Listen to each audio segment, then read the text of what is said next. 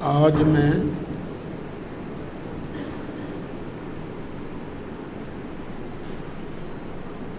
آپ حضرات سے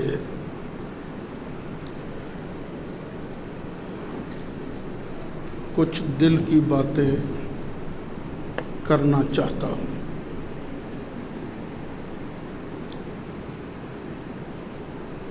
یہ جو منبر رسول ہے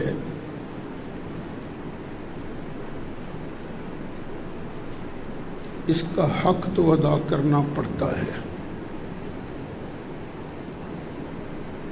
بندہ منبر سنبھال لے اور پھر اس کا حق ادا نہ کرے تو قیامت کے دن تو پوچھا جائے گا نا۔ یہ اللہ تعالیٰ کا بڑا مجھ پر کرم ہے کہ میرے دل میں کسی کے لیے نفرت نہیں ہوتی، کسی کی ذات کے لیے۔ ہاں، جس کا کفر پر مرنا یقینی ہو،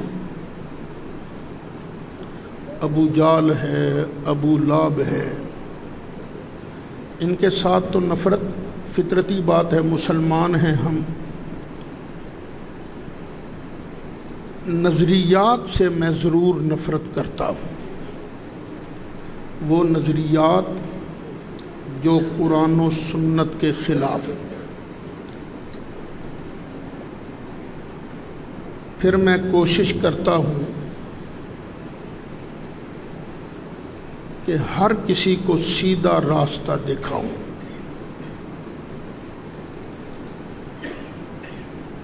پچھلے الیکشن میں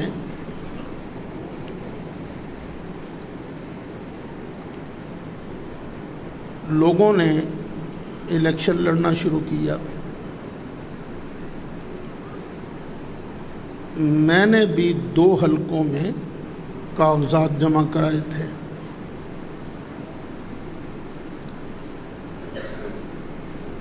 اور میرے کاغذات جمع کرانے سے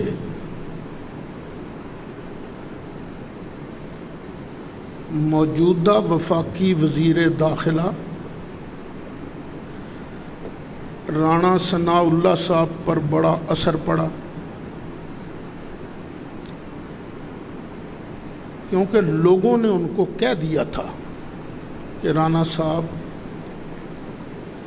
اگر استاد میدان میں آ گئے تو پھر ہمارے لیے مجبوری ہے، ہم آپ کا ساتھ نہیں دے سکتے۔ جمعہ کا دن تھا، میں بیٹھا ہوا تھا تقریر کرنے کے لیے کہ کامران صاحب دوڑتے ہوئے آئے تیزی سے اور مجھے کہنے لگے جی وہ رانا ثناء اللہ صاحب آپ کو ملنا چاہتے ہیں، ٹائم دے دوں؟ میں نے کہا ہاں دے دو ٹائم۔ تو مغرب کے بعد کا ٹائم طے ہوا،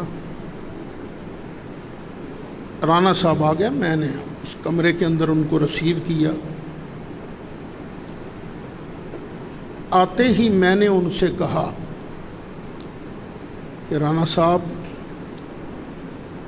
غلطیاں بندوں سے ہی ہوتی ہیں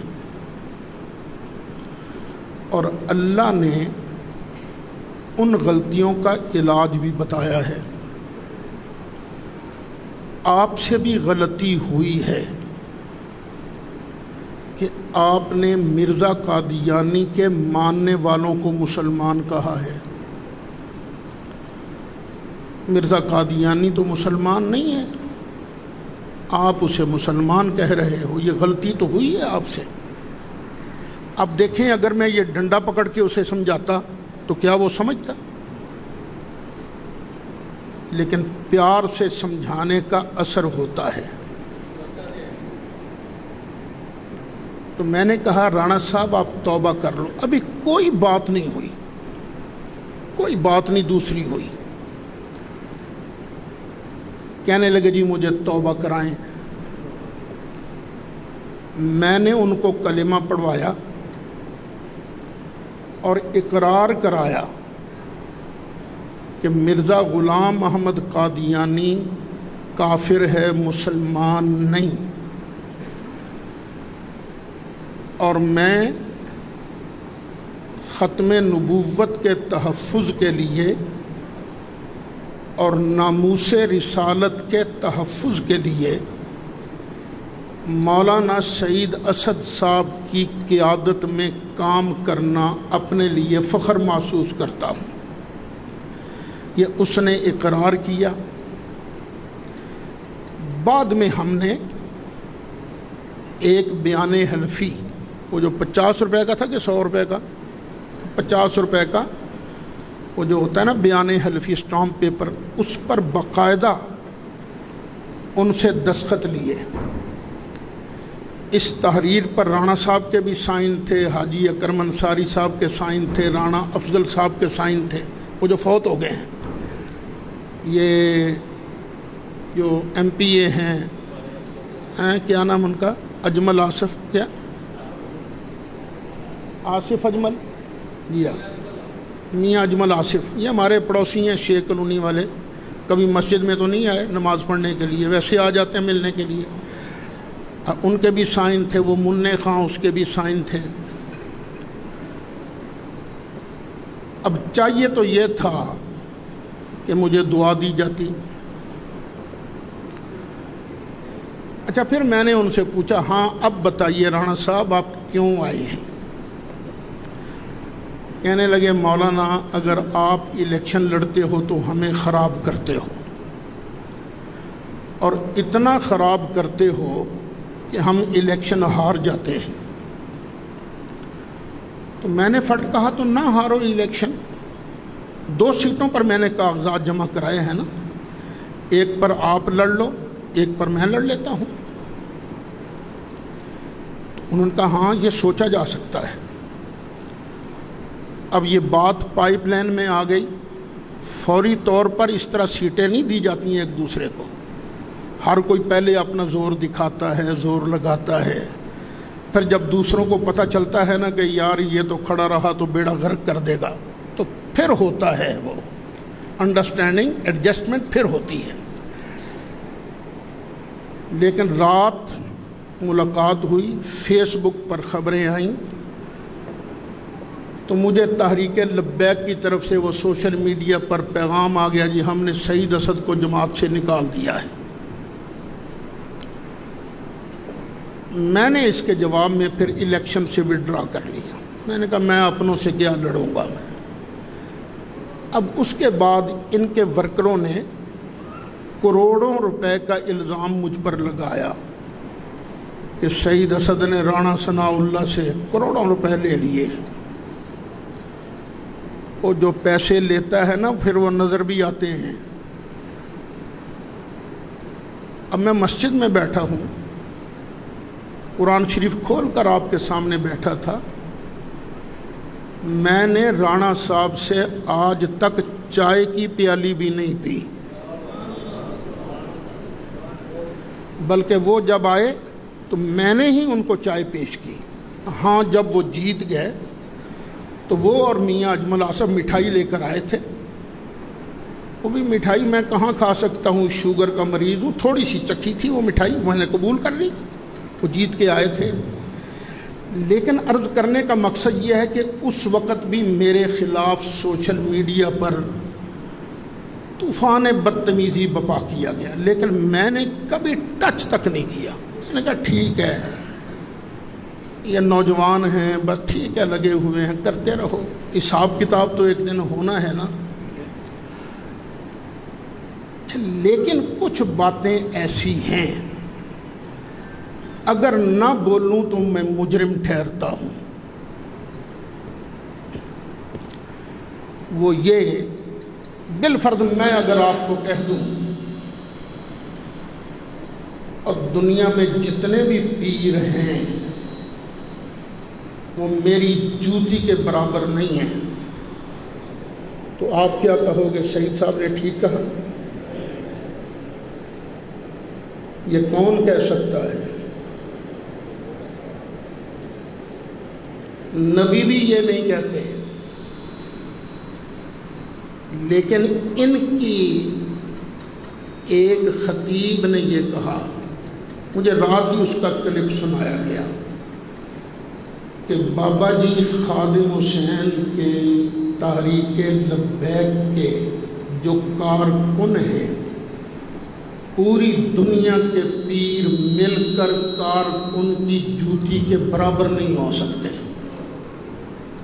بھئی میں آپ کا خیر خواہ ہوں، میں کہتا ہوں توبہ کرو اس سے، کہ تم نے بہت بڑا دعویٰ کیا ہے۔ کیا خیال ہے تمہارے اپنے پیر، وہ تو تمہاری تحریک لبیک کے ممبر نہیں ہیں، کارکن نہیں ہیں وہ، تو ان کے بارے کیا خیال ہے؟ تمہارے کارکنوں کی جوتی تمہارے پیروں سے بھی زیادہ بڑی ہے؟ نہیں بیٹے، ایسی باتیں نہیں کرتے۔